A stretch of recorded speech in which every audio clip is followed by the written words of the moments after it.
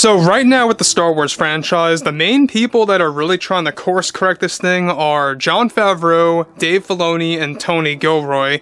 And basically Disney and Lucasfilm are putting all their faith into their Ahsoka Tano series as well as Andor to really kind of turn things around for the Star Wars universe and boost up that momentum.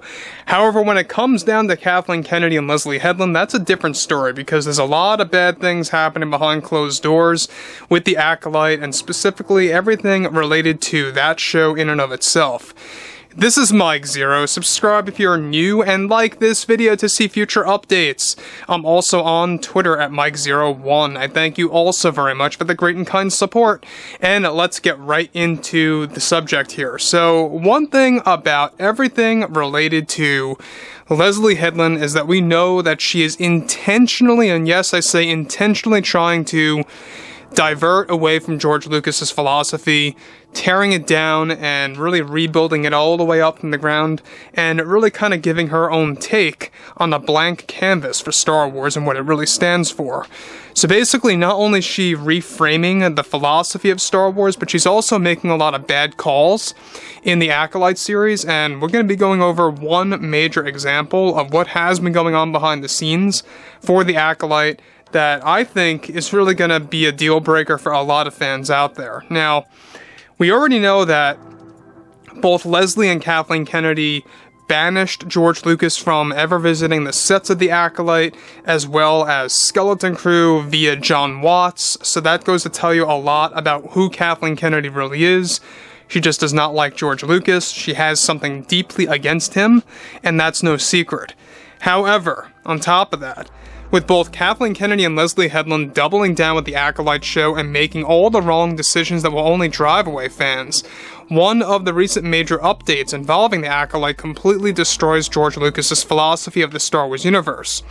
Now, one of the main characters that Leslye Headland wrote for the Acolyte that was approved by Kathleen Kennedy is described to be a Sith that is able to pose as a Jedi at will when infiltrating the Jedi Order and the Temple on Coruscant during the High Republic era. Now, this particular character that Leslye wrote is said to be a character that is able to use a special force power in which one can switch between being a Jedi and a Sith at will, and of course will be able to embrace either side to sense which either side she's on. This character is described to have once been a Jedi and has a split personality type storyline where she snaps back and forth between being a Jedi and a Sith and trains to do this at any time that she wants at will to use as an advantage of her unstable mind. Now, on top of that, this is something that Lucas was made aware of when, of course, they addressed this to him, and that Leslye and Kathleen that made it no sense. There were even heated arguments about this character for the Acolyte since it essentially devalues the use of falling to the dark and or embracing the light. Now guys, let me just say one thing about this. Now, we know that there's a lot of developments with the Acolyte.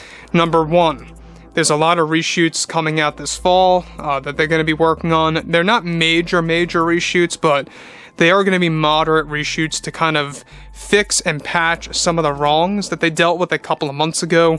Not necessarily to fix it, but it's more or less to really kind of just have Leslye Headland add in more about what she wanted to work on extensively.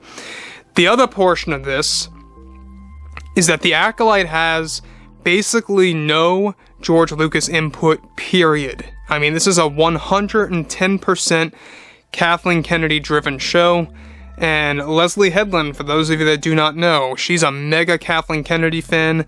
She is a huge Rian Johnson fan, and we're going to be tapping into that in just a second because this is where things begin to get even worse for Lucasfilm and for the Acolyte as a show. And yes, it is still slated to arrive by 2024. Right now, Lucasfilm is aiming for either April or May of next year. And after that, they have Andor Season 2 and stuff around those lines. So basically, that's the main show of 2024. Sad but true, Acolyte is the show of next year, which is kind of depressing if you think about it. Since there's no Mandalorian, there's no nothing like that. You know, you have Acolyte and Andor so far, as well as an unannounced live-action series that will be slated for the holiday season, much like how Skeleton Crew was or is one for the holiday season, but it was not announced months ago. Now, on top of this, additionally, and no surprise, Leslye Headland used many of Rian Johnson's ideas for the Acolyte that he suggested her to use for the show. And though Johnson won't be credited for the show, he did offer Leslye Headland many pointers on how to use some of the characters to do bold things that may divide a fandom and how to handle that division well. Leslye is also creating a new Chosen One and a new Chosen One prophecy for the show, and a prophecy that is set to replace Anakin Skywalker's that was long hidden and forgotten during the High Republic era. Lucas is also, of course, banished from all the sets, and the Acolyte was never allowed by Kathleen Kennedy and Leslye to watch over or spectate principal photography or post-production, with reshoots already established for this November. So like I said earlier, yeah, it was Kathy and Leslie's idea to completely just banish George from the sets of not just Acolyte, but also of Skeleton Crew. And that tells you a lot, because when you look at guys like John and Dave, they at least allowed themselves to have George play a very big role in Mando Season 2, and they are going to have him heavily involved for Mando Season 4, but that, by the way, is not coming out for a very long time, give or take around March of 2025. And yes, it is going to be that long. Sad but true.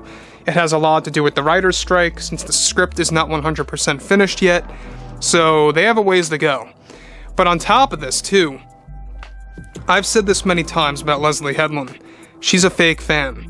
If you guys go ahead and look up that video of her at Star Wars Celebration 2023, she goes on stage, claims that she is a die-hard fan, that she loves the expanded universe, yet she doesn't even make a show about the EU and how she grew up with Star Wars, how it saved her life, doesn't explain how it saved her life. But yet she goes on a podcast and says if you are only expecting George Lucas in the room, then you're a misogynist. She literally went on the record saying this, multiple times I must add. And not just that, when she was creating her show Russian Doll, she could not name a single Star Wars movie when she was asked about Star Wars. And that, I think, is pretty unveiling. It goes to show you that she is posing as a real Star Wars fan, but she's not really. And this is all a front by Kathleen Kennedy and those at Lucasfilm that are really kind of rooting for the Acolyte to change the Star Wars philosophy and how it really stands, you know, differently compared to George Lucas's style.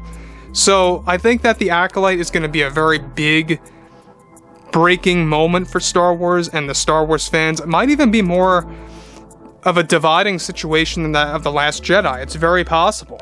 You know, I mean, we all look back at The Last Jedi and we think to ourselves, fans were so divided because of the bold choices that Rian Johnson made and what he did to Luke.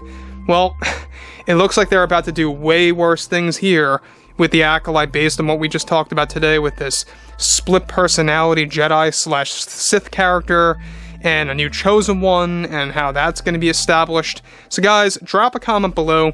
Fill me in below in the comments what you all have to say about this, and if you guys did enjoy the content for today, make sure to drop a thumbs up on this video to support the channel, and I will catch you guys next time.